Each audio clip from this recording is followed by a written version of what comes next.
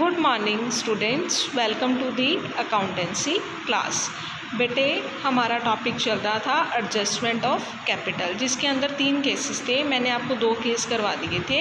First case मैंने आपको करवाया था कि जिसके अंदर हमने ओल्ड पार्टनर्स की कैपिटल जो है कैलकुलेट करनी है। ओल्ड पार्टनर्स की हम जो न्यू कैपिटल कैलकुलेट करेंगे on the basis of new or incoming partners capital. सो इसके अंदर हम ओल्ड पार्टनर्स की कैपिटल की एडजस्टमेंट करेंगे।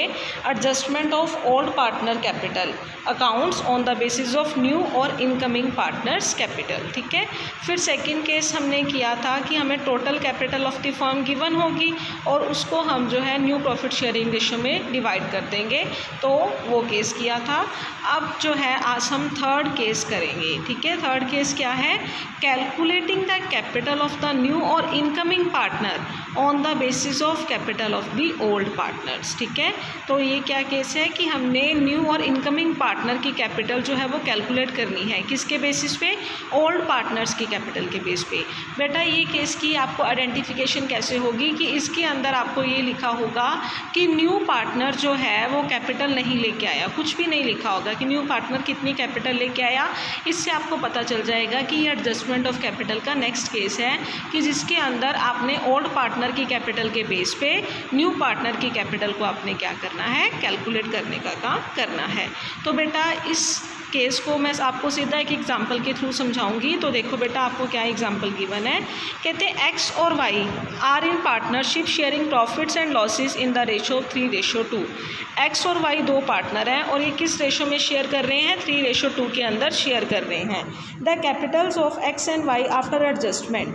बेटा, ये वो कैपिटल है जो सारी एडजस्टमेंट करने के बाद आई है। एक्स और वाई की 80,000 और 60,000। उन्होंने जेड को एज अ पार्टनर एडमिट किया है, थर्ड पार्टनर, जो कि who is to contribute proportionate capital to acquire a 1/5 share of the total capital of the new firm equally from both the partner X and Y. Z को admit किया क्या है और वो कितना शेयर लेके आया है? 1/5, जो कि उसने किससे एक्वायर किया?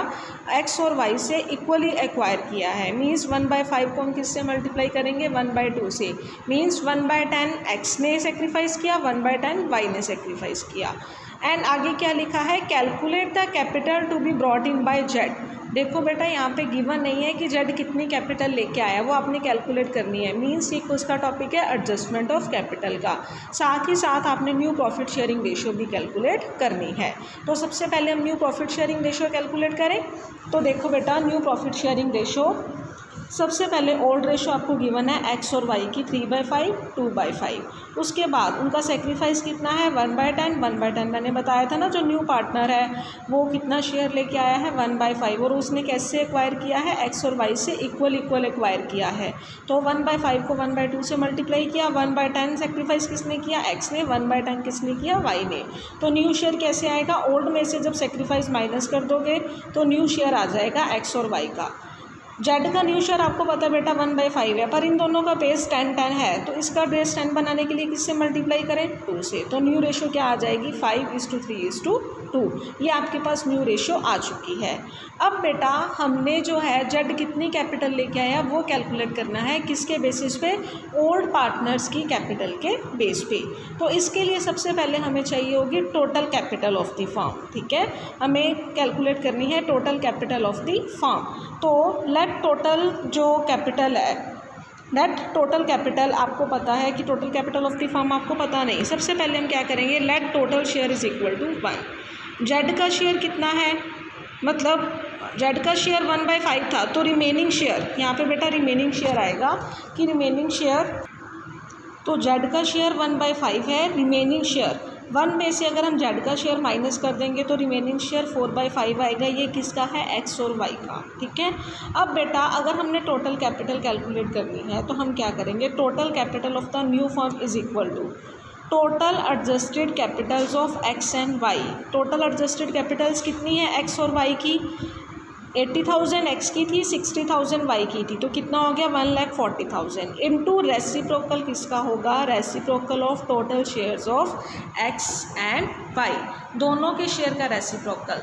दैट इज़ 1,40,000 इंटू 5/4, क्योंकि शेयर उनका कितना था 4/5 था। इसका रेसिप्रोकल उल्टा क्या होगा 5/4।